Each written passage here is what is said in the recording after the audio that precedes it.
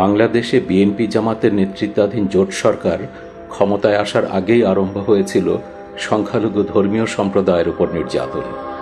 2001 সালের নির্বাচনে সংখ্যালঘুরা কিভাবে ভোটাধিকার থেকে বঞ্চিত হয়েছেন, কিভাবে তাঁরা এখনো নির্যাতিত হচ্ছেন, তার যৎসামান্য উদাহরণ আমি গত 3 বছর ধরে আমার অপেশাদার ভিডিও ক্যামেরায় ধারণ করেছি।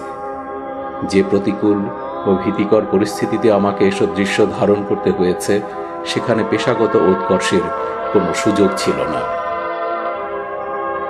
আমাদের যাত্রা শুরু 2001 সালের জাতীয় সংসদ নির্বাচনের দিন চাঁদপুরের এক দুর্গম গ্রাম থেকে।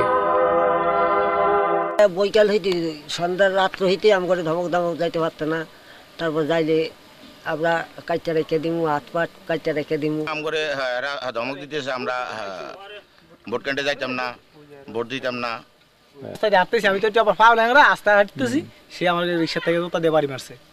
যারা যারা গেছি তারপরে কয়ে দিয়েছি এতজন আইছে, এবার আমরা 7-8 জন গেছি। আর 7-8 জনের টাইম দেয় 12 ঘন্টা, কায়ক 10টার পরে খবর হইব, কায়ক তোর মাত্র 2 ঘন্টা 3 ঘন্টা টাইম আছে, কায় আতফা কাটটা রাখিয়ে দিবে এই করে, মানে এডি কইতেছে তারা। আমি গেছি ওই মানে ভোট কেন্দ্রের সামনে গেছি আর 4-5 জন আমগরে ধাক্কা এবার দিকে দিয়ে কয় যে ভোট কেন্দ্রে যাস না, যদি তোরা ভোট কেন্দ্রে যাস তাহলে তোকে অবস্থা খারাপ হইব, তোকে আজকে নির্ধারিত 2 দিন পর হলে তোকে ধরব।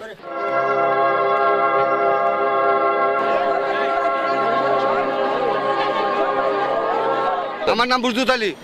আপনাদের সামনে আমারে ধাক্কাইছে। কে ধাক্কাইছে? এই যে ছেলেটা দেখাই দিলাম, কে ছেলে? জসিম বলে তার নাম। হ্যাঁ, কি কি অসুবিধা কি হইছে? দেখাইলো না স্যার আপনার সামনে।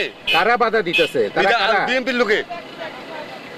আপনি কি আওয়ামী লীগ করেন? যে আমি আওয়ামী লীগ কই, দেখেন না আমরা ভোটার সব এখানে রয়ে গেছি। স্যার সুষ্ঠু ভোট হইতাছে এখানে। এই বেটা, এই আপনি একজন করে বলেন। কথা কি কথা কইতাছে এটা? আচ্ছা ঠিক আছে, দুইজনেই বলেন। কি আপনি বলেন আগে, আওয়ামী লীগের কে উনি বলেন। আচ্ছা, এইখানে আপনার সামনে আমার ধাক্কা দিছে, এরপরেও তারা বার করে দিল না।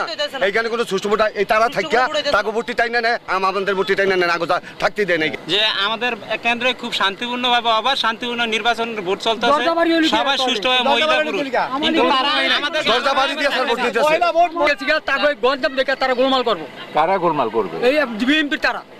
কেন গোলমাল করবে? বিএনপির তারা গঞ্জাম করতেছে, সেখানে গঞ্জাম করতেছে। হ্যাঁ, কি গঞ্জাম করতেছে? গঞ্জাম করতেছে, আওয়ামী লীগের ভোট দিতে না এখানে।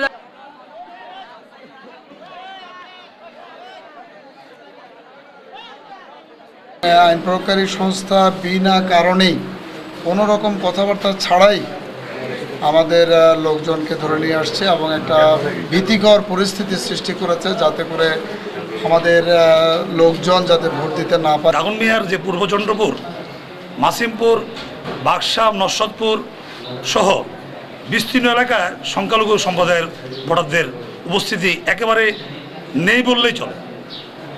আমি 2 জনের সাথে আলাপ করেছি, তারা বলছে যে তারা ভয়ে, তাদেরকে ভয়ভীতি দেখানো হয়েছে, তাদেরকে যেন ভোট কেন্দ্রে না দেখা হয়। কারা দেখিয়েছে এটা সহজেই অনুমেয়, যে বিএনপির আপনার যারা সমর্থক, তারা গতকাল রাত্রেই তাদেরকে গিয়ে বাড়িতে বাড়িতে বলে উঠছে যে আপনারা যদি ভোট কেন্দ্রে যান তাহলে আমরা ধরে নেব অবশ্যই যে আপনারা ধানের শীষের বিপক্ষে ভোট দিয়েছেন, যদি না যান তাহলে ধরে নেব যে আপনারা ধানের শীষের পক্ষে আছেন। কোথাও কোথাও সেনাবাহিনীও আমাদের লোকজনদেরকে অমানুষিক নির্যাতনও করেছে, তাদেরকে ব্যাপকভাবে মারধরও করেছে। ছাড়াইত কান্দি, সোনাদি ছাড়াইত কান্দির আমি নাম বলতে চাই না, একজন স্কুল পড়ুয়া মেয়েকে আপনার সেখানে সারা রাত্র বিএনপি সন্ত্রাসীরা দর্শন করেছে, এবং এটার প্রতিবাদে সোনাগাজীর হিন্দু জনসাধারণ, ওই চচ্চান্দিয়ার গ্রামের হিন্দু জনসাধারণ থানা সদর এসে আশ্রয় গ্রহণ করে। পরে দুপুর 1টার দিকে ফেনী থেকে আর সেনাবাহিনীর মেজর গিয়ে তাদেরকে পিক আপ করে তাদেরকে অনেক বুঝিয়ে সুঝিয়ে তাদেরকে বাড়িঘরে নেওয়া হয়েছে। কিন্তু এই যে বাড়িঘরে যে নেওয়া হলো, সেই বাড়িঘরেও তারা আজকে রাত্রে বা এখন ভোট শেষ হওয়ার পরেই তারা সেখানে তাদের বউ বাচ্চা নিয়ে নিরাপদে থাকতে পারবে কিনা, এ নিয়ে আমার যথেষ্ট সন্দেহ হচ্ছে। এটা নির্বাচনের নামে প্রহসন, এর কোনো নির্বাচনই হয়নি। এজেন্ট বসতে দেয়নি, কর্মীদের বেরোতে দেয়নি, মাঠে কাউকে থাকতে দেয় নাই।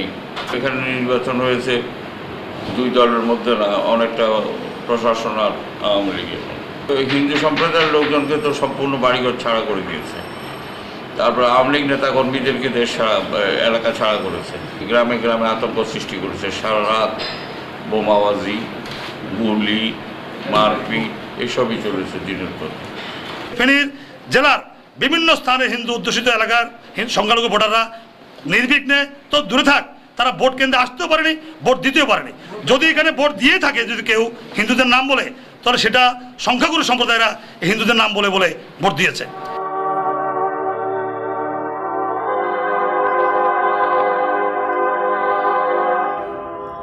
নির্বাচনের আগে থেকেই ফেনীর প্রত্যন্ত অঞ্চলের ভীত সন্ত্রস্ত নির্যাতিত হিন্দু সম্প্রদায়ের নিরীহ মানুষ এসে আশ্রয় নিয়েছিলেন শহরের উপকণ্ঠে তুলাবাড়িয়া গ্রামে। আমরাও বাবু এই দমকায় দামকায় গাড়ি এলাম, ঘুষে এলাম, ভোট দিতাম বলে যাইতাম, দেন লাশও দেখ ভোট দিবার লাই দেন আপনার ঘরে? না আমরা এখানে ভোট কেন্দ্রে যাইবার লাইও দেন, আমরা ভোট দিতাম বলে মানা করছে, আমরা ভোট দিতাম যাইও না। এরম ভাবে দম খাইছে, ভোট দিতে যাবি লাল সানিও তো করে বাইর দিয়ে আইতাম নখে হরে, এরম ভাবে আঙুর দম খাইছে। এই ভোটের হরেও এই যা তা মন্দ কই যা কয় বাইর থাকতাম বলে ইচ্ছে হয় না, তো ডরে বাবু চলিয়ে আসি বাঘর ভাই বাড়িতে যাই গেছে, তোরা ভোট দিতে থাকতি না, ভোট দিতে যাবি মারি শেষ করি এলাম, তোরা ভোট দান লাগতো না, আমরা তোকে ভোট দিয়ে লাগছি। বই দেখা যায় এরা কয় তোরা ভোট দিতে আসতি না, তোরা ভোট দিতে যাবি তোর পর অত্যাচার শুরু হবে, আমরা যাই না। আপনার গ্রামের কেউ ভোট দিতে পারে না? আমরা গ্রামের কেউ দিতে পারে না, সবাই চলিয়ে আসে। পুরুষেরা ডরে বাইরে গেছে, আমার মহিলারা কদে পুরুষের ঘরে না পাইলে মহিলার উপর অত্যাচার করবো, মহিলার উপরে মহিলার ইজ্জত নষ্ট করুন। ইয়েন কইছে আর আমরা ডরে ফলায় ফলায় থাকি, পুরুষেরা বাইরে থাকে, ও বাড়িতে আইয়ে না, ওই আমরা এই আইয়ের করে ফোয়ারা দিই, তো বন জঙ্গলে যাইবো ওই থাকে। আমার অত্যাচার করছে, বাবিন মাথার পে গুলি ধরে যাচ্ছে, এরপরে 5,000 টাকা দিয়েছে। ফলায় ফলায় কদিন থাকবো বাড়িতে তো অজ্ঞ করে খুব আমরা আমিলিক করি, তারপরে যাই ডেঁড়ারা আমিলিক করে, ডেঁড়ার করে থাকতে দিতাম না, বাই করে ডেঁড়ার করে বাই করে জ্বালাই দিই। সন্ত্রাসী লেমু হাসপাতালে একজন নাম আছে ফেরদৌস, সন্ত্রাসীর নাম, ওই হের কাছে গেছে আমাদের বাড়ি, মানে 10-12 জন পুরুষ গেছে, মানে মীমাংসা করার জন্য। এরা বলছে যে 11 লাখ টাকা দিতে, নাইলে ব্যাগ জ্বালাই দিব। তো এবার 1 লাখ টাকা দিছে জানের ভয়ে, এখনো বাড়িতে কেউ নাই, সব ফালানি। 27 পরিবারের মানুষ প্রায় 200-300, একটাও বাড়িতে নাই। পুলিশ টুলিশ আইলো, পুলিশ টুলিশে ওই এনে কলে টলে পুলিশেরা ওই আরো ওই কিয়া খাদেন যেগুলো কয় সেগুলোর লইল না, কোনো কিছু করে না। আচ্ছা, এই সন্ত্রাসী যা পুলিশের কখন মন্দির আর পুলিশের কখন মন্দির খায়।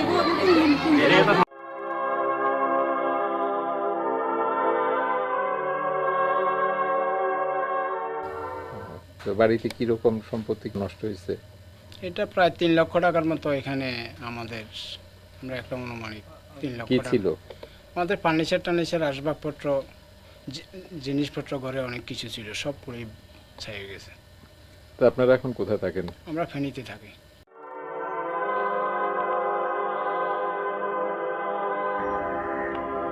নির্বাচনের 8 দিন পর উল্লাপাড়ায় কিশোরী পূর্ণিমার নৃশংস গণধর্ষণের সংবাদে দেশবাসী স্তম্ভিত হয়ে পড়েছিল। স্বরাষ্ট্রমন্ত্রী যে ঘটনা যথারীতি অস্বীকার করেছিলেন। কয়জন আসছিল? অন্তত 20-30 জনের কম না। আচ্ছা, তো আয়সা তারা কি করলো? ওই তখন আমার স্বামীকে মারলো আগে, তারপর আমাকে মারলো, আমার আর 2 ছেলেকে মারলো। আমার তো কথার মতো কোয়ার মতো বলেনি, খালি দেখছি পূর্ণিমাকে মারা আর আমার স্বামীকে মারা। তখন আমাকে যখন মারিয়া অজ্ঞান করে ফেলা দিল, তখন আর আমি কোনো কথা বলতে পারলাম না। আপনারা মারার আগে কিছু বলছিল? ওই তো বলছিল যে তোরা মাজা ঘুমা হাঁটিস, মালায়নের এত বড় আসপর্দা, আবার নৌকার এজেন্ট হস, তোর এজেন্টের তলাবাই করে দেবো, নৌকার তলাবাই করে দেবো। মঙ্গলবার দিনে এই বাসাটা আমরা আসবো, আর সোমবারের দিনে এই ঘটনা হয়ে গেল। তখন আর কি করবো? আসলো তারপর কি করলো? ঘরের জিনিসপাতি ছিল, নুরদারাজকে নিল, আমাদের হাতে গহনা ছিল, কানে গহনা ছিল, সেগুলো নিল। তা বাদে মেয়েদের হাতে গহনা ছিল, কানে ছিল, যে গরিব মানুষ তৈরি করতেছি, মেয়েটা বিয়ে দিতে হবে, সেগুলো নিয়ে নিছে। চাল ছিল, ঘরের ভিতর কাপড় চোপড় ছিল, বাসন খোড়া ছিল, সব কিছু নিয়ে নিছে। আবার একটা মেয়ে বাড়িতে থাকে, তার 3000 টাকার মতন ছিল, সেগুলো নিয়ে নিছে। আর একটা এই বিয়ের জন্য কয়েকশো টাকা জায়গা ছিল, ছেলের দোকান ছিল, তার 8-10 হাজার টাকা ছিল, বেচা কেনা করে সেগুলো নিয়ে নিছে, সব ভাঙচুর করে নিয়ে নিছে। তারপর কি করলো? ওই তো পরে যখন জ্ঞান ফিরল তখন বাড়িতে নিয়ে আসলো, আমাদের শুশ্রূষা করলো, তা বাদে দেখি যে এটা নাই, ওটা নাই, সেটা নাই, এই তো কাপড় চোপড়। আপনার মেয়ের উপর কখন অত্যাচার করলো? অত্যাচার করলো হলো রাত 8টা থেকে 9টা 10টা পর্যন্ত, 10টার সময় পাওয়া গেছে তাকে। মেয়েকে বাড়ি থেকে তুলে নিয়ে গেছিল? বাড়িতে তুলে নিয়ে গেছিল। কি নাম এর? পূর্ণিমা। আমার মাকে মেরেছে, ভাইটা দিয়ে একটা বাড়ি খেয়ে পালিয়েছে। আমার মাকে প্রচণ্ড মার দেওয়ার পর আমাকে দিয়েতে 6টা বাড়ি পিঠে দেওয়ার পরে পড়ে গেছে। পড়ে যাওয়ার পর হাত থেকে চাউলের ব্যাগ আগেই পড়ে গেছে। পড়ে যাওয়ার পর ওরা আমাকে ধরে নিয়ে যায় হাটখোলাতে, নানান হাসতে আমাকে করে। তুমি চিনছো ওদের? হ্যাঁ, সবাইকে চিনেছি, আবার কতকে চিনতে পারিনি।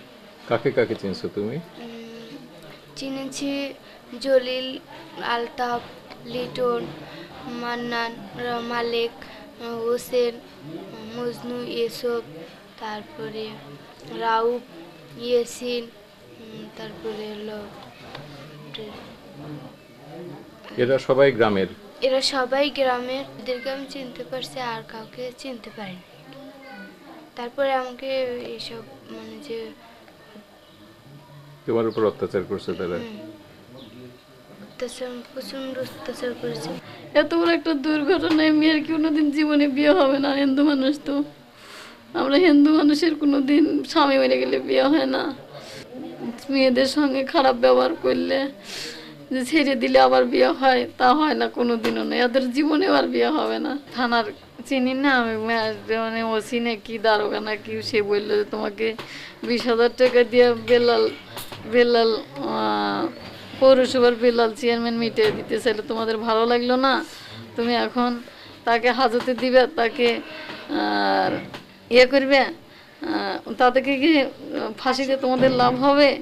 বলে আমাদের লাভ না হলো, আমাদের মেয়ের জীবন এমনি নষ্ট, আরও 10 জনের 10 মেয়ে যেন নষ্ট না হয়, চাই এইটা। উল্লাপাড়া থাকতেই আমরা খবর পেলাম আগের রাতে লাহিড়ী মোহনপুরের এক গ্রামের ভয়াবহ ডাকাতির সংবাদ। সেখানে গিয়ে দেখি সর্বশান্ত হয়ে পড়েছে আগমোহনপুর গ্রামের সম্পন্ন ঘোষ পরিবার।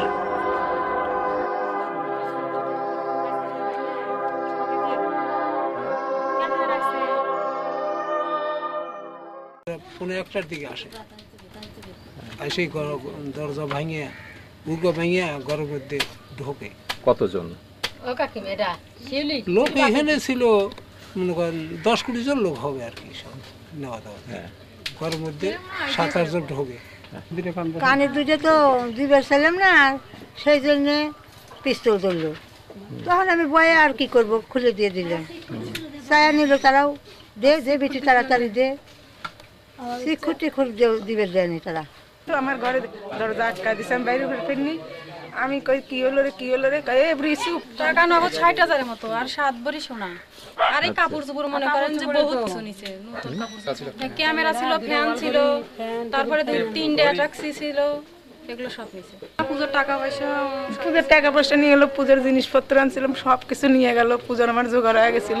কালকে আমার ছেলেরা ঘর সারিছে, চাঁদা দিয়ে দিছে, সব গরিব লোক পাড়ায় সব নিয়ে গেছে। আর আমরা টাকা পাবো কোথায়? পূজা করবো, আর পূজাই করবো না। কিভাবে পূজা করি বলেন? মানে সরকার থেকে বলতেছে যে পূজা করে আমরা সাহায্য করবো, অর্থ প্রদান করবো, কিন্তু এদিকে যদি একটা অন্যায় করে, আমরা পূজা মনে দাঁড়াবো কি করে?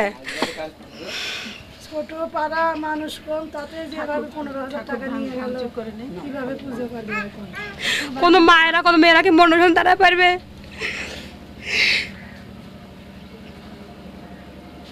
ওই বোর্ডের কারোর একটা কাপড় নাই যে সকালে উঠে পড়বে, এমন ভাবে সব নিয়ে এনে দিচ্ছে।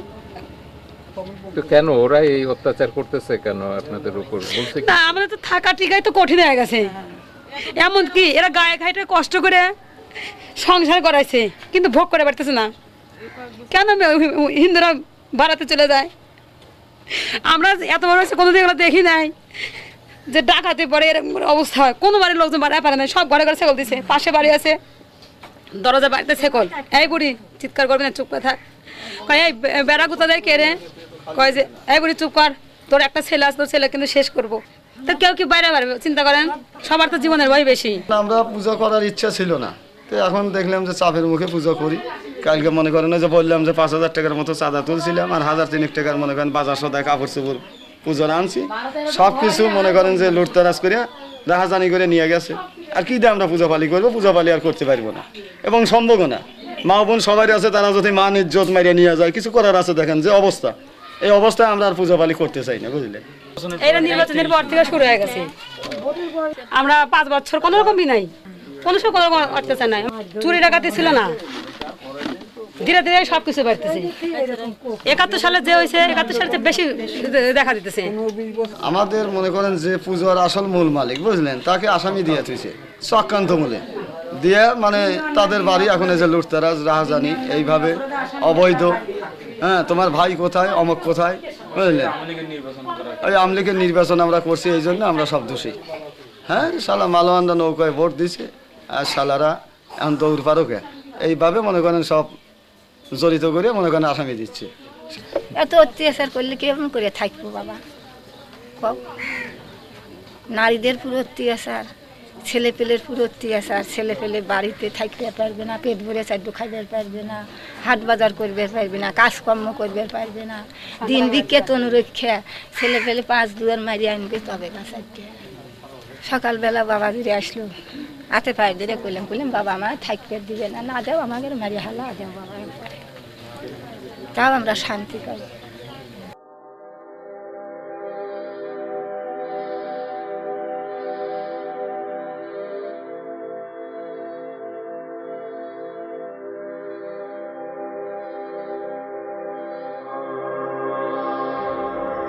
দুর্গাপূজা বাঙালি হিন্দুর সবচেয়ে বড় উৎসব। 2001 সালে বাংলাদেশের হিন্দু সম্প্রদায় কিভাবে দুর্গাপূজা করেছিলেন?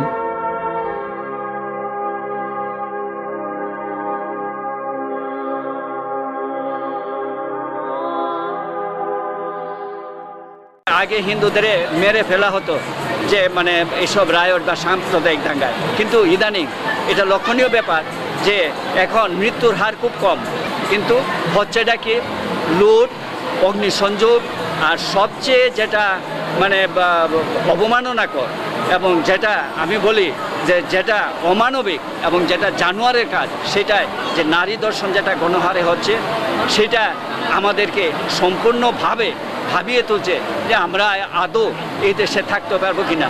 4 দলীয় সরকার 2টা জিনিসের উপর গুরুত্ব দিয়েছে। একটা হলো যে হিন্দুদের সম্পত্তি যা কিছু আছে এটা দখল করা, আর দ্বিতীয়ত একটা বিশেষ পার্টির ভোট ব্যাংক নষ্ট করা।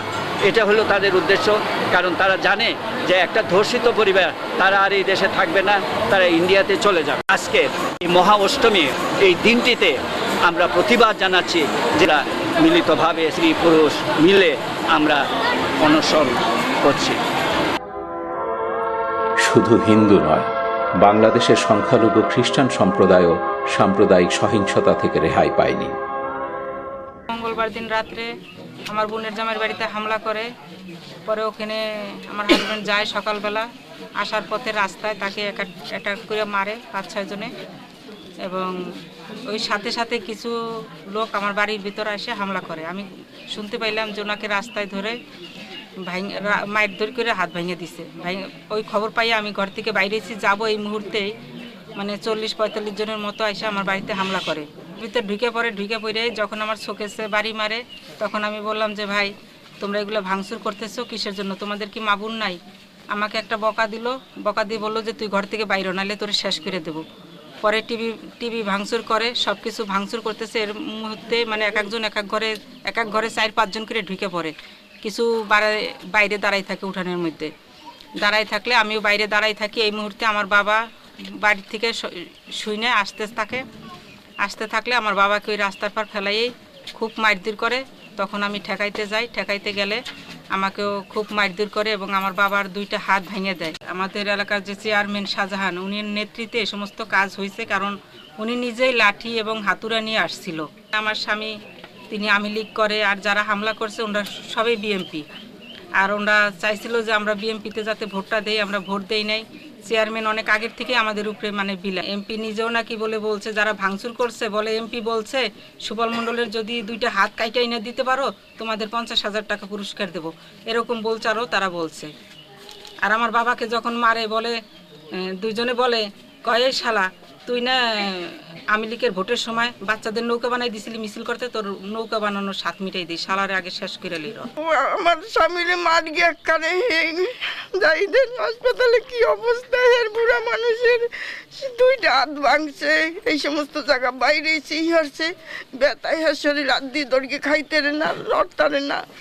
এই যে দেখে আমি আসলাম, জামাইর ওইরকম হচ্ছে, তাই আমি একটা অস্থিরের মতন এইরকম হইয়া আমি হাসপাতালে লইয়ে গেছি চাটমোহর নিয়ে, ওইনে ভর্তি হরকে ওইনে এক্সা হরকিয়া সব কিছু করকে টরকে তারপর আসে আমি ওইনে ভর্তি হইয়া 1 রাত্রি রইয়া, তারপর দিন আবার আমি পাবনা নিয়ে গেছি। পাবনা নিয়ে আবার 2 হাত ইয়ার প্লাস্টার হচ্ছে, প্লাস্টার হওয়ার পর এই যে তুই আইসি আবার আসবো এসে দেখতে গেছি।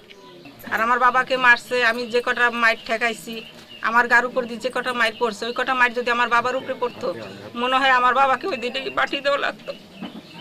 চাইছেন আমাকে সভাপতি আপনারা এর উপযুক্ত বিচার করবেন, এই দুষ্টের জন্য উপযুক্ত বিচার হয়। এই মৃত্যুকালে যদি যদি কষ্ট পায়, এই আমার আর সহ্য হয় না। আমার জামাইটা যে মার গেলাই নাই, আমি ঈশ্বরের ধন্যবাদ দিয়েছি। আমরা যে সংখ্যালঘু আছি, হিন্দু খ্রিস্টান, আমাদের উপর যেন কোনো অন্যায় অত্যাচার এরা না করতে পারে, এর জন্য সরকারের কাছে নিরাপত্তা আইন চাই। মানিকগঞ্জের সাটুরিয়ায় ইউনিয়ন পরিষদ নির্বাচনে বিএনপির পরাজিত প্রার্থীর সাম্প্রদায়িক আক্রোশ থেকে ঋষিপাড়ার সদ্যজাত শিশু থেকে অশীতিপর বৃদ্ধ কেউ রেহাই পায়নি, যদিও তারা বিএনপিকেই ভোট দিয়েছিলেন।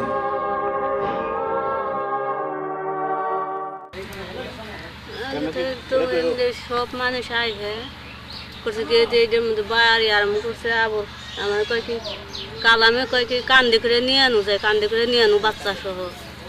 তখন আমি ঘর মুখে নোট দিছি, অমনি মাঝে মাঝে বাড়ি মারছে। ঘরে যাই এই নিচে খাওয়া খাও 9,200 আর 12 সন্না আছে টাং ভাঙ্গে নিয়ে। আমি উমরা যাই নাই, আমি বাইকটা আসছিলাম, আমার দূরে আসার দিছে এমনি আহমদ।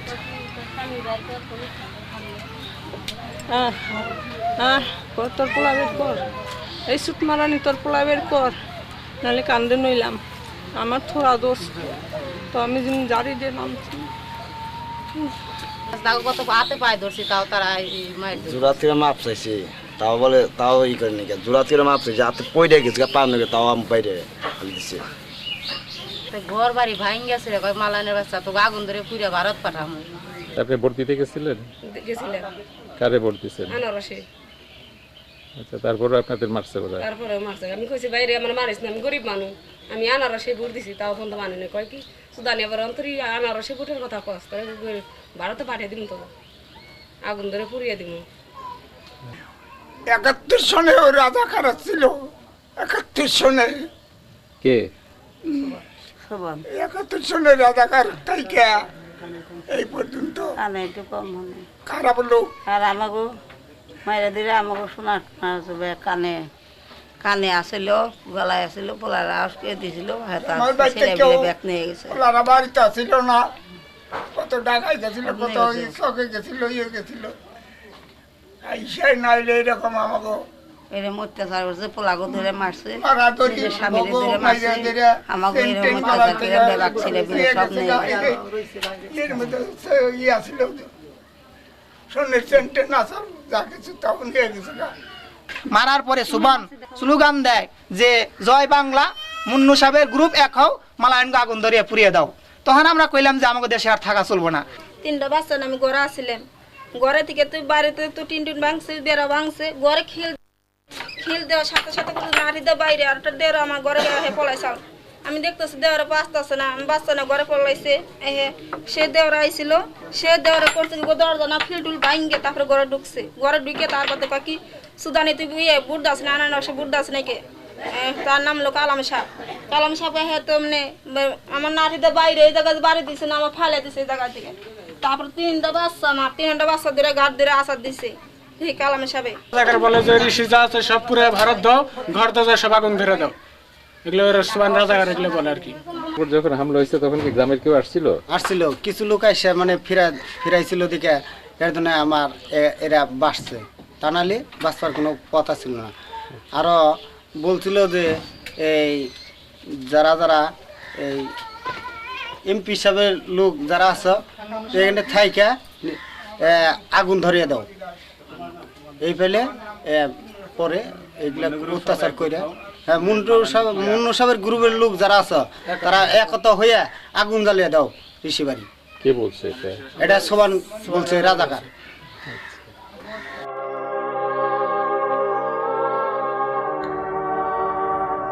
বাঁশখালীতে তেজেন্দ্রশীলের পরিবারের 11 জনকে পুড়িয়ে মারার 6 মাস আগে একইভাবে বাড়িতে আগুন দিয়ে আরতিদের গোটা পরিবারকে পুড়িয়ে মেরেছে বিএনপির সন্ত্রাসীরা। এটা হুমকি দিয়ে ফরাত দিয়াম অমুক গজ্জম বিড়ে বাড়ি সারি যাওয়া গই অমুক গর সমুক গরি বহুত কিছু হইয়ে লুট গজ্জম ফাট গজ্জম। তারপরে কারা বলছে এই কথা হইয়ে জাঙ্কির বউ জাহাঙ্গীরের বউ বলছে তাদেরকে হুমকি দিছে এরা। আচ্ছা তারপরে এই ঘটনা হইছে। এই ঘটনাটা কি হইছে বলেন তো? ঘটনাকে আগুন দেখি যে রে এবার আগুন কেরাসিন দিয়ে বিলে হর পেট্রোল দিয়ে বিলে হর আমরা তো দেখতে হয় না আগুন দেখি সারি কিনে দিয়ে আগুন জ্বলতে দেখি আর কি নিভেতে আই না। কয়জন মারা গেছে? 3 জন। নামগুলো বলেন। আরতি সব সাম্পা দেবী তারপরে জুনুবালা দেবী। জুনুবালা হচ্ছে আরতির মা। আর চম্পা হচ্ছে আরতির মেয়ে। আচ্ছা পুলিশ কাউরে গ্রেফতার করছে? অ্যারেস্ট করছে? অ্যারেস্ট করে নাই একটু ডাকে নিয়ে। জাহাঙ্গীরে এখনো অ্যারেস্ট করে নাই না। আর ফুয়া সাহেব পানি ঢেলে দিন আর ঝাঁপ জ্বলি উড়ে তার ফল তো কিছু তাসিল দেন না আইয়ের পুলিশে দেখে দেন না পুলিশের দো আর ফোর দে পানি দিকে জানা না আর পুলিশে হয়ে দেখি তুই মানে স্থায়ী থাকো আর ফুয়ার ইয়ে তারপরে বেগুন এসে আর ফুয়া বাড়ি চলে গিয়ে আর ফুয়ার আবার ডাকি আনি বালি নিয়ন গনি গো হতো না। কেন আপনার ছেলেরা কেন নিছে আপনি কি মনে করেন? আই কেন হইম কি শত্রুতা কইরা? শত্রুতাই হরি না কি আল্লাহ ইতাল্লা ফিরিছেন যে জাঙ্কির হরে এই জাঙ্কির হইলো আল্লাহ ফিরিছেন আল্লাহ জাগার বিয়া ফারে ফিরিছেন আরো খাট্টি মারতে বহুতবার এসে আনা সারা দিকে লোকের জিজ্ঞাসা করেছে মানে এখানকার যত হিন্দু আছে সবার জমি তার দরকার তাই সরগনা তাই মানে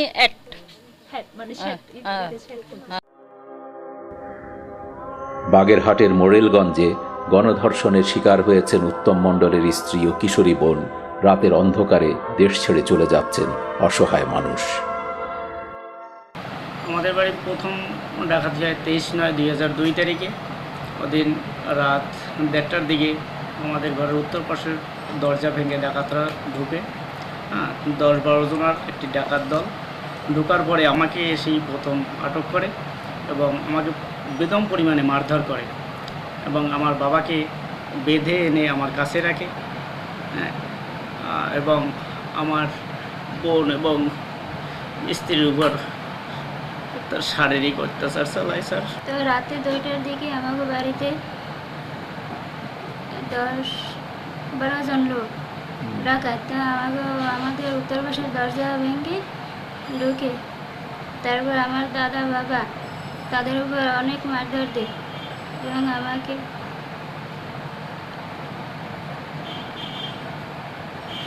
আমার বৌদির উপরে অনেক অন্যায় অত্যাচার করে।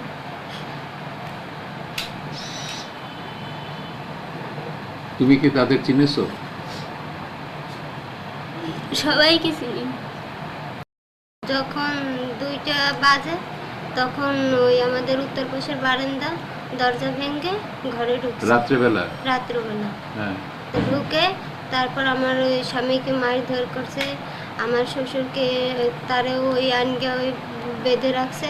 তারপর আমার আর কি ভালো, আমার নন্দন খুব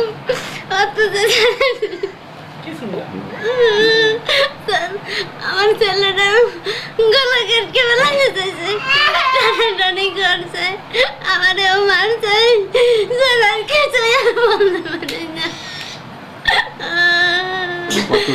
যখন স্বামীকে মারে তখন কি আর তাকে যায়। কয়জন আপনার উপর অত্যাচার করছে? আমার নন্দের উপর 4 বছর। আর আপনার উপর কতজন? আমার উপর 3 জন। তা আপনারা তখন কি চিৎকার করেন না কিছু? আমি চিৎকার করছি, আমাদের মার ধরতেছে 3-4 জনে। তারপর আমি ওরা যখন এই করে তখন আমি ডাকতেছি, তখন ওই পার্শ্ববর্তী লোকে শুনছে, শুনকে তারা ডাকতে দিতেছে, তখন তারা চমকে গেছে। আমাদের ঘরের আমাদের পরনে যার যা ছিলাম তাই স্যার আছে, তাছাড়া আমাদের কিছু নাই। ঘরের যাবতীয় মালপত্র তারা নিয়ে যায় স্যার। এই নিয়ে যাওয়ার পরে আমরা রাতে আমাদের বাড়ি বহু লোকজন আসে, তাদের কাছে আমরা বলি যে এই ঘটনা ঘটিয়ে গেছে আমাদের। এখন আমরা হয়তো আপনারা আমাদের সাথে চলেন, নতুবা আমাদের ভিটে বাড়ি আপনারা রাইখে দেন, আমরা দেশ ছেড়ে চলে যাই। এই কথা বলার পরে আমাদের এলাকাবাসী গ্রামবাসী বললো যে আমরা সকালে থানায় যাব। হিন্দু মুসলমান সবাই মিলে থানায় যাইয়া আমরা এর বিচার চাবো। তখন আমরা 9 তারিখ সকালে 9/5/2003 তারিখ সকালে আমরা থানায় গেলাম। তখন থানায় দারোগা ওসি সাহেব ছিলেন ইউসুফ সাহেব, তার কাছে আমরা গেলাম। সে বলল যে এই ডাকাতি কেস আমি নিতে পারবো না, অন্য যদি কেস কাণ্ড করেন তাহলে আমি নিতে পারবো। আমি অনুরোধ করলাম, পাও ধরে কান্নাকাটি করলাম যে স্যার আমার ডাকাতি কেসটা নেন এবং এই যে নারী নির্যাতন এই কেস 2টা নেন স্যার। কোনো কথাই আমার শুনলেন না, না শুনে বললো যে তোমরা অন্য কেস দিলে দাও, নতুবা তোমরা চলে যাও। তখন আমরা নিরুপায় হইয়া 50 জন লোক আমরা বাড়িতে চলে আসি। তারপরে স্যার আমরা বাগেরহাটে যাই। বাগেরহাটে যাইয়া আমরা পুলিশ সুপার, জেলা প্রশাসক, স্বরাষ্ট্রমন্ত্রী এবং প্রধানমন্ত্রীর কাছে আমরা একটা গণ দরখাস্ত দিই, যে দরখাস্তে আমাদের সিংড়াখালী ইউনিয়নের এবং আমরা পাশাপাশি যারা সংখ্যালঘু বাস করি তাদের ইতিহাস ওই দরখাস্তে তুলে ধরছি। তুলে ধরার পরেও আমরা 1 মাসের ভিতরে কোনো সাড়া পাই নাই। আপনি ওদেরকে আদালতে শনাক্ত করতে পারবেন? পারবো স্যার, হ্যাঁ পারবো। সবাই যারা যারা অত্যাচার করছিল সবার চেহারা আপনার মনে আছে? স্যার সবাই তো চিনতে পারি নাই, চিনছি আমি তো ওই কাইসেল হেরিকেনের আলো আর টর্চের লাইট এই দিয়ে দিয়ে। কারে কারে আপনি চিনছেন বলুন তো? শাহিন, তারপর হইছে ওই মান্নান, এই লিন্টু। পার্শ্ববর্তী গ্রাম সিংজোর স্যার, সিংজোরের স্বপন কুমার হালদার তার মেয়ের SSC পরীক্ষার শেষ দিন যখন বাড়িতে আসে, ওই রাতে স্যার রাত 10টার সময় তাকে বাড়ি থেকে ধরে নিয়ে যায়। ধরে নিয়ে গিয়া লিন্টু বক্সের বাহিনী এবং ওই মন্নান দিদারের বাহিনী এরা একত্র হইয়া তাকে সারা রাত্র অত্যাচার চালাইছে, শারীরিক অত্যাচার। এবং সকালবেলা তার কাছ থেকে স্টাম্পে তার জায়গা জমি সব লিখে নিয়ে গেছে এবং তার বাড়িতে একটা গরু ছিল, সেইটা গরুটার চোতা করাই নিয়ে গেছে এবং সেই গরুটা এখনও ওই কালাম হাওলাদারের বাড়ি এখনও আছে। সেই গরুটা একটা গাভী গরু এবং তাকে এত নির্যাতন করছে যা ভাষায় অবর্ণনীয়। মেয়ের নাম স্যার ঝুমুর এবং তারা ওই 20 তারিখে অত্যাচার হয়েছে, 21 তারিখে স্যার তারা দেশ থেকে চলে গেছে, তার স্ত্রী এবং মেয়ে সহ দেশ ত্যাগ করছে স্যার। সাতক্ষীরার গাভা গ্রামে জামাতের ইউপি চেয়ারম্যান 34 ঘর হিন্দু পরিবারকে ভিটে ছাড়া করেছে। হামলাটা এমন ধরনের হয়েছে যে তাদের ঘর বাড়ি লুটপাট করছে, তাদের মাছ লুটপাট করছে এবং অনেক মহিলাকে তারা লাঞ্ছিত করছে, যা সচক্ষে না দেখলে এ করে। এমনও দেখছি যে অনেক মহিলার ব্লাউজ পর্যন্ত ছেঁড়া, অনেক মহিলারা দেখছি শাড়ি নাই, এই ধরনের অবস্থা। এবং এই পরিস্থিতিতে আমি তাদেরকে ওই অবস্থায় সাতক্ষীরা রিপোর্টার্স ক্লাবে নেই। তখন আপনারা থানায় কোনো কেস করেন নাই? হ্যাঁ, আমরা তখন থানায় কেস করছিলাম এবং কোর্টেও কেস করছিলাম, কিন্তু থানার মামলাগুলো FIR ভুক্ত করিনি। এরপরে আপনার 24 তারিখে হঠাৎ করে দুপুরবেলা যখন আমি খবর পাই যে কি আবারও ভূমিহীনদের উপরে হামলা হয়েছে 24শে জুন, সাথে সাথে এই গাভাতে চলে আসি। আসার পরে আমি এদেরকে নিয়ে আবারও চলে যাই সাতক্ষীরা প্রেস ক্লাবে, এরুপ্লাস ক্লাবে। সেখানে সাংবাদিকদের বলি যে ভাই এই অবস্থা, এবং আমি এসে দেখি যে সেখানেও অনেক মহিলারা কাঁদতেছে আর বলেছে যে রাত্রি তোরা ঘরে থাকলে তোদেরকে ধর্ষণ করা হবে, এরপর তোরা ইন্ডিয়া চলে যা। তখন হলো ভোরের কাগজের সাংবাদিক সবুজ চৌধুরী, উনি ঠিক এইভাবেই বলে যে তো এবারে যদি তোমাদের বলে যে ইন্ডিয়ায় চলে যেতে, তা বলবে তোরা পাকিস্তানে চলে যা। আজকে এই ধরনের সংখ্যালঘুদের উপরে যে ঘটনা, আমার ভূমিহীনদের উপরে যে হামলা হয়েছে, আজকে আপনারা আসছেন, আমি আপনাদের কাছে বিচার চাই, আমি দৃষ্টান্তমূলক শাস্তি চাই এই জামাতের নেতৃবৃন্দকে। আমাদের ওই ঘের বাড়ি করিব গাঙেশ্বরে, সেখানে আমার স্বামী একদিন দুপুরবেলা যায়, গিয়ে দেখে আমাদের ঘরে মাছ ধরতে জাল বেই। আমার স্বামী সেটা নিষেধ করলো, নিষেধ করার পরে তার মারধর করলো অনেক লোকে, গিয়ে দেখি 10-20 জন ধরে মারতেছে। আমরা কিছু থাকাতে আমাদেরও মেরিছে, আমার শাশুড়ির মেরিছে, আমার জাতদের মেরিছে। আর তারা বলে কি হিন্দুত্ব মেরা তো আগে নিছে, আর কটা তো আমাদের হাতের মুঠোয়, এই বলে তারা। বলে কি হাত কেটে নেবো, পা কেটে নেবো, আর বলে কি যে তোরা ইন্ডিয়ায় দূরেই যা, তোদের পাঁচা লাখিতে তাড়াই দেবো, বলতে কি তোদের বাচ্চা কাচ্চাগুলো কুটি কাটি রান্না করে খাবো, এই বলা বলি করে সব। তারা তো কোনো উত্তর দেয়নি। তারা মারধর, সেখানে আমরা বসবাস তো করতে পারতি না। তো কারা এটা করতেছে বলেন? করতে জামাতের লোক। তারা জামাতের লোক? হ্যাঁ। এখন নতুন ভূমিনীরা এসেছে, এখন ওই গোড়া ছাগল গিয়েছে আমার ঘরের ধারে, ডালিগুনি ভেঙে যাচ্ছে। আমি বলছি কি একটু তোয়াত করে ঘা দিয়ে দিলে কি হয়, এইটুকুন কথা বলেছি। আমার খুব মারধর করতে গিয়েছে সব। এবার যাওয়ার পরে বলে যে অত্যাচার করে এখন হয়েছ কি, এরপরে ঘরে একদম ঢুকিয়ে দেবো, আই বড় মেয়ে একদম নিয়ে চলে যাবো, 108 দিয়ে ভারতে তাড়িয়ে দিব, এইভাবে বলে। খুব যে জায়গাটুকুন আমি এই হাল অবস্থায়, আমার কেউ কাজেও নেয় না, আমার খুব সংসারের অভাব, এরকম অবস্থা। খুব আমার গাল চেষ্টা দেয়, সেইভাবে আমি থাকি। আমার বাচ্চাদের কিন্তু ভাতও জোটে না। তিনি যেই জামাতের লোক 5 জন হুজুর মাসে যেই 5 চৌকিদার ডেকে নিয়ে গেল, যেই আমার ঘর বাড়ি পোড়াই দিল, আরো দেশের লোক সবার পোড়াই দিয়েছে। দেওয়ার পরে সবাই চলে গেছে। এটা কখন পড়াইছে? আর বছর বৈশাখ মাসে রাত্রি পড়েছে। আর এই বছর আবার আমি সেখানে 2 সাল মাটিতে দিয়ে রয়েছি। এই আষাঢ় মাসে 19 তারিখেই সেই ঘরের পোতা কেটে, প্যারা গাছ গাছগালি সব কেটে ফেলেছে। ফেলানোর পরে নায়ব বাবু এসে বন্ধ করেছে। করার পরে আবার এই 19 তারিখে এখান থেকে 15 দিন আগে আমার ভোর রাত্রি আমি মাছ মারতে যাচ্ছি কবিশনে বাগদা মারতে। 3 জন পুরুষ ছেলে, 1 জন মহিলা, আমার দুই অসম্ভব রক্ত ভেঙতেছে এখনো পর্যন্ত। আমি সুস্থ না, আমি অসুস্থ। তারা আপনার উপরে অত্যাচার করছে? অত্যাচার করেছে বিরাট। ভয় দেখাচ্ছে তোর খুন করবো, তুই যদি ঘিরে আসিস। আমার স্বামী যায় না, রাতের পর রাত জেগে থাকে, বেডির পরে বসে থাকতেও দেয় না। ঘেরের পাশে এসে থাকলেও ভয় দেখায় যে তোর মারবো। ঘেরে আসিস না জন্য আমার বিয়ে হয়েছে 13 বছর। আমি সেখান থেকে দেখছি আমার স্বামী ওই ঘের বেড়ি করে। আমার স্বামী অশিক্ষিত, কিছু জানে না, তো সে কাজকর্মও করতে পারে না, শুধু ওই ঘের বেড়ি আর মাছ শাক ছাড়া কিছু সে পারে না। আর কিছু ওই করে আমাদের সব কিছু চলে। কালীগঞ্জের সরকার বাড়ির ভিটে মাটি জমি দখল করে জামাতের সন্ত্রাসীরা ফুটবল খেলার মাঠ বানিয়েছে। ধর্ষণ ও নির্যাতন করেছে গৃহবধূদের, যার সাক্ষী বিএনপির এক স্থানীয় নেত্রী। রাধারানী আমার ছোট বৌমা, ওকে টেনে নিয়ে গেছে বাগানের দিকে, নিয়ে ওরা অত্যাচার করেছে। আচ্ছা, আবার আমার বউ বনলতা, ওরও এরকম মারধর করেছে, পা এখানটা কপ দিয়েছে, হাত ভেঙে গেছে, আর এখানটাও তো এটা সব কাল ছিঁড়ে সব দাগ পড়ে আছে। আর আমার বড় বৌদিরও এই পাশাড়ে মেরেছে, এখান থেকে এখন নিশ্চয়ই নিত্যাতনে হসপিটালে আছে স্যার। আর আমার বাড়িতে আমার ভাই ওর বেদি থইল, ওরও মারধর করেছে খুব, সেটা একটু সুস্থ মতন হয়েছে। ওই 12টার সময় এসেছে, 1-1.5 ঘন্টা 2 ঘন্টা ধরে মন্দির ভেঙেছে।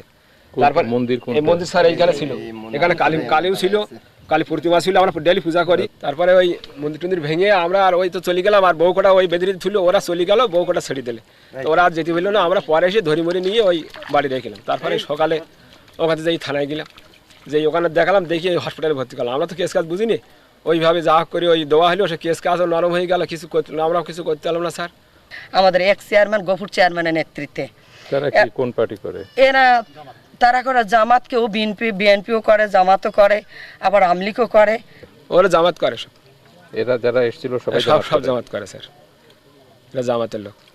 তো তোমার কাকিমাকে যে ধর্ষণ করছে সেই মামলা পুলিশ নেয় নাই? না, হ্যাঁ। আর তারপরে কাকিমাকে কথা বলছিলাম, যেটা মন্দির ছিল, প্রতিমা ভেঙেছে, মন্দির ভেঙেছে, সে কথাটাও বললাম, তারা সেই কথাটাও লিখলো না। আমাদের এই মা কাকিদের এত অত্যাচার, মার এই কম মেরেছে, হাত ভেঙে গেছে, এগুলোও লিখলো না। কাকিমাকে যে ধর্ষণ করেছে, নির্যাতনের কথাটা বললাম, সেটাই তারা তার মধ্যে কোনো উল্লেখ করেনি। এই মর্মে আমরা এমন একটা পর্যায়ে আছি, আমাদের জীবনে নিরাপত্তা নেই স্যার। তারা প্রকাশ্যে হুমকি দিচ্ছে যে তোমাদের ইয়েতে হয়েছে কি, তোমাদের ইন্ডিয়া পার করে ছাড়বো, তোমরা হিন্দু হয়েছো আর এই জায়গায় পড়ে মতবাড়ি করবা, আর আমাদের উপর তোমার টেক্কা মারছো। এখানে বসবাস করে যদি মেরে ফেলতো আমাদের, তারপরেও আমাদের খুব ভালো হতো।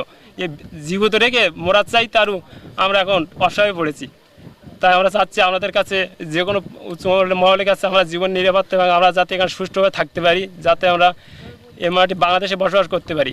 বাংলাদেশের নাগরিক হয়ে আমারটা হচ্ছে যে আমাদের এখান থেকে তাড়াই দেবে তারা। আমার দাবি যে এটা আমি বিচার চাই, সুস্থ এলাকাবাসী। তার চেয়েও একটা মহিলা ধর্ষণ হয়েছে, এবং একটা মহিলা ধর্ষণ হয়েছে, এই ধর্ষণটার কারণ হসপিটালে ভর্তি করেছে।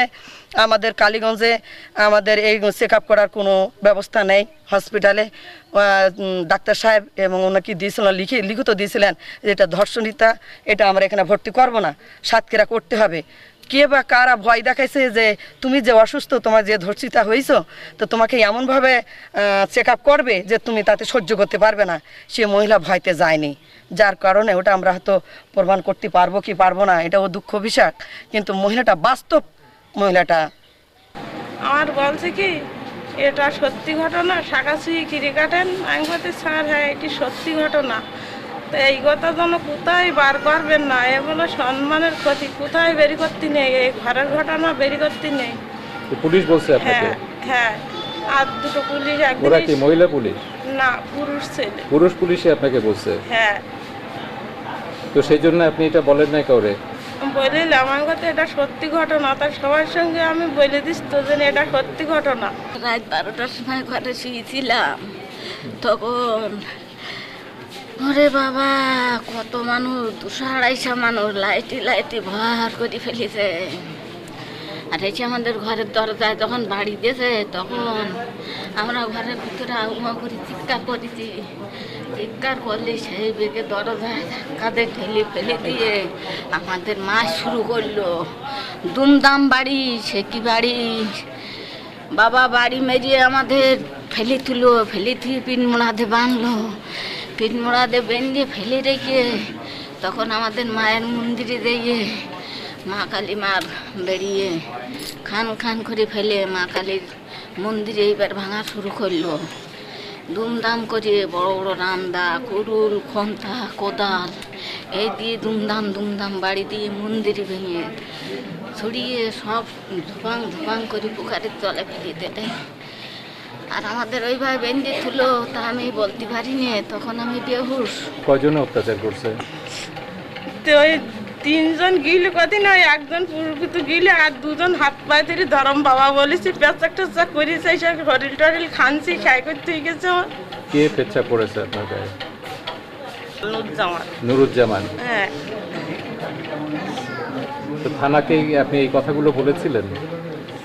স্যার সব বলেছি, যে বাবা এই যে সবার সঙ্গে বলেছি। আমি রাধারানী তো আপনার আন্ডারে আছে নাকি? আমার আন্ডার আছে, কিন্তু আমি ভর্তি করিনি। আচ্ছা, তো রাধারানী যেটা বলছে যে তাকে ধর্ষণ করা হয়েছিল, তো আপনারা কি এটা রেকর্ড করেছেন? না, এটা যখন আমি তো ভর্তি করিনি, এক্সামিন করিনি, যখন যাতে ডিউটি ছিল সেই ভর্তি করছে। হ্যাঁ, তখন মানে আমি জিজ্ঞাসা করছি, তখন বলছে যে সে রেপের কথা বলে নাই। আচ্ছা আচ্ছা, রাধারানী আপনি ডাক্তার বলছে আপনি তাদেরকে বলেন নাই আপনার উপর যে ধর্ষণের ঘটনা ঘটছে? ডাক্তারের সঙ্গে সব বলেছি ঘটনা, মহিলাদের আমার খুলে পর্যন্ত দেখেছে, ডাক্তারের সঙ্গে বলেনি কি করিয়ে। 3 জনের কথা এই যেরকম বলেছি, 3 জনের কথা বলেছি। ডাক্তার তখন বলেছে পশুরও এরকম কাজ করে না, এখন ডাক্তার অস্বীকার যাচ্ছে কি করিয়ে। আমাদের বাবা আমরা বাঁচতে চাই।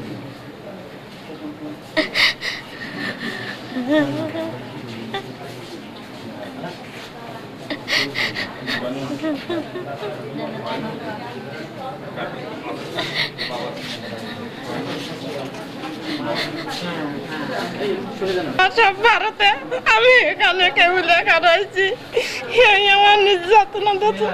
আমার একটা এখন জামাই মেয়ে এসে পড়েছে, আমি এই মৃত্যু কি করে দেখাবো দুনিয়া। তত্ত্বাবধায়ক সরকার ক্ষমতা নেওয়ার পর থেকেই কিন্তু সাম্প্রদায়িক নির্যাতনের বিষয়ে আইন সালিশ কেন্দ্র তাদেরকে সতর্ক করে আসছিল, কারণ আইন সালিশ কেন্দ্রের একটা শঙ্কা দেখা দিচ্ছিল যে নির্বাচনের সময় এটা একটা ভয়ঙ্কর রূপ ধারণ করতে পারে, যেটা করেছে। আমরা সবাই দেখেছি যে 2001 সালের নির্বাচনের দিন থেকে শুরু করে পরবর্তী পর্যায়ে এটা কিভাবে ছড়িয়ে গেছে। আমরা যে কোনো জায়গায় ধরি না কেন, ভোলা, বাগেরহাট, কুষ্টিয়া, ময়মনসিংহ, চট্টগ্রাম, নোয়াখালী, যেখানেই আমরা দৃষ্টি ফেলছি সেখানেই এই ঘটনাগুলি দেখেছি এবং আমাদের কাছে প্রচুর অভিযোগ এসছে, যে অভিযোগের ভিত্তিতে আমরা 2001 সালের নভেম্বর মাসেই মামলা করলাম যে সরকার কেন হিন্দু সম্প্রদায়ের মানবাধিকার রক্ষা করতে ব্যর্থ হলো, এবং এখন পর্যন্ত সরকার কিন্তু সেটার কোনো উত্তর দিতে পারেনি কিংবা দেয়নি। মুক্তিযুদ্ধ করেছিলাম, জাতি ধর্ম বর্ণ নির্বিশেষে সবাইকে নিয়ে সুন্দরভাবে আমরা বেঁচে থাকতে চেয়েছি, কিন্তু এখন দেখছি যে এই জিনিসটা ঠিক হচ্ছে না, সরকার ঠিকমতো চালাচ্ছে না। আজকে আমরা 98 জন আমরা মুক্তিযুদ্ধে অংশগ্রহণ করেছিলাম এবং আমরা মনে করেছি জাতি ধর্ম সবাইকে নিয়ে, হিন্দু মুসলমান বৌদ্ধ খ্রিস্টান সবাইকে নিয়েই তো আমরা মুক্তিযুদ্ধ করেছি এবং বাংলাদেশে সুন্দর মতো আমরা মাথা উঁচু করে বেঁচে থাকবো তার জন্য আমরা মুক্তিযুদ্ধ করেছিলাম। কিন্তু এখন আমি দেখছি যে জিনিসটা কমপ্লিটলি সিচুয়েশন কমপ্লিট চেঞ্জ হয়ে গেছে। এখন তো সাম্প্রদায়িকতা যেভাবে মাথাচাড়া দিয়ে উঠছে, আমাদের উপরে যে নির্যাতন নিপীড়ন হচ্ছে, আমরা তো তার জন্য তো মুক্তিযুদ্ধ করিনি। তাই আমি সরকারের কাছে এবং জনগণের কাছে অনুরোধ রাখবো যে এর একটা প্রতিকার আমরা চাই, আর না হলে তো যেভাবে দেশ চলছে, দেশ তো দিন পর দিন যে দেশ তো খারাপের দিকে যাচ্ছে, তো এটা তো বাংলাদেশের জন্যে ভালো ফল আনবে না। এবং এগুলো করে তো আমি দেখছি যে আমাদের বাংলাদেশের জনগণের মধ্যে একটা বিভেদ সৃষ্টি করা হচ্ছে। আজকে আমি হিন্দু, আমি মুসলমান, আমি এগুলো আমি যদি চিন্তা করবো কেন? যারা এই সব কাণ্ড কারখানা ঘটাচ্ছে, এই সহিংসতা এবং মৌলবাদী জঙ্গি তৎপরতা চালাচ্ছে, তাদের একটাই উদ্দেশ্য, তারা বাংলাদেশকে আফগানিস্তানের মতো একটা তালিবানি রাষ্ট্রে পরিণত করতে চায়। এই যে তো সমস্ত কিছুতেই বাংলাদেশ মানুষ এটা মেনে নিতে পারে না, কিন্তু সহিংসতা, নির্যাতন, অত্যাচারে কিছু কিছু মানুষের মন হয়তো ভেঙে যেতে পারে। এর বিরুদ্ধে আমাদের একটা কঠোর অবস্থান নিয়ে সাধারণ মানুষকে জাগিয়ে তুলে দেশটাকে আবার প্রগতির পথে নিয়ে আসতেই হবে। এখন যেটা সবচেয়ে বড় উদ্বেগের কারণ হয়ে দাঁড়িয়েছে সেটা হলো যে এই কাজগুলি কিন্তু চলছেই, এটা থেমে থাকেনি, বরং বিভিন্ন রূপে বিভিন্ন জায়গায় অনবরত হিন্দু সম্প্রদায়ের উপরে নির্যাতন চলছে। কোনো সময় আমরা নালিশ পাচ্ছি যে তাদের মন্দির ভাঙচুর করা হয়েছে, কখনো প্রতিমা ভাঙচুর করা হচ্ছে, হিন্দু মেয়েদের উপরে নির্যাতন হচ্ছে, তারা গণধর্ষণের শিকার হচ্ছে, তাদেরকে হুমকি দেওয়া হচ্ছে। আমাদের ছোট্ট একটা উদাহরণ দিই এখানে, যে ছোট্ট একটা কথা বলা হয়েছে যে 100 টাকা হাতে ধরিয়ে দিয়ে বলেছে যে তোরা এখনই ভারতে চলে যা। মানে তাদেরকে তাড়িয়ে দেওয়ার যে একটা বিরাট, আমি বলবো পরিকল্পনাও হতে পারে কিংবা একটা উদ্যোগ যে চলছে, সেটার প্রতি কোনো রকম নজরই সরকার দিচ্ছে না। এবং এখানে একটি কথা আমি বলতে চাই, সেটা হলো যে সরকারকে আমরা বারবার একটা কথা বলেছি যে যখনই কোনো মানবাধিকার লঙ্ঘনের নালিশ আসে সেটা কিন্তু শোনার বিষয়, সেটা একেবারে ইগনোর করার বিষয় না। এই ব্যাপারে তাদেরকে সতর্ক হতেই হবে। বাংলাদেশে জঙ্গি মৌলবাদ ক্রমেই একটা ভয়াবহ অবস্থার দিকে এগিয়ে যাচ্ছে।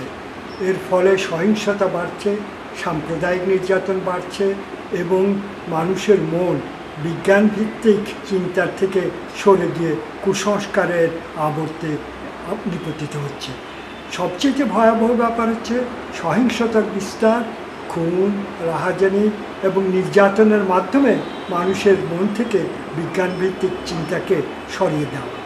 এই অবস্থায় বাংলাদেশকে যদি একটি প্রগতিশীল, সুস্থ, ধর্মনিরপেক্ষ রাষ্ট্রের দিকে এগিয়ে যেতে হয়, তাহলে 1972-এ যে সংবিধান প্রণীত হয়েছিল সেই সংবিধানে ফিরে যাওয়া ছাড়া আর কোনো পথ নেই। আমাদের সেই সংবিধানকে পুনঃপ্রতিষ্ঠিত করার জন্যে সকল রকম সংগ্রামে ঝাঁপিয়ে পড়তে হবে এবং মৌলবাদীদের থাবা থেকে নিষ্ক্রান্ত হওয়ার জন্যে আমাদেরকে শক্তি সঞ্চয় করতে হবে এবং সাধারণ মানুষের মনে বিজ্ঞান মনস্কতা ছড়িয়ে দিতে হবে।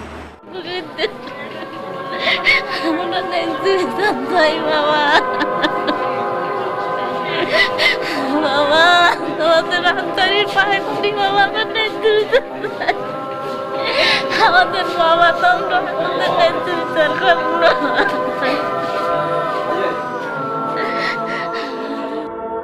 ডুবন্ত মানুষ যেভাবে বাঁচবার জন্য খড়কুটো আঁকড়ে ধরে, কালীগঞ্জের অসহায় আদুরি সরকার সেভাবে আমার হাত আঁকড়ে ধরেছিলেন সামান্য অবলম্বনের আশায়। বাংলাদেশের সংখ্যালঘু ধর্মীয় সম্প্রদায়ের উপর এই নজিরবিহীন নির্যাতনে সমগ্র জাতি ক্ষুব্ধ, বেদনাহত। মানবতার এই চরম লাঞ্ছনা আমরা আর কতদিন সহ্য করব?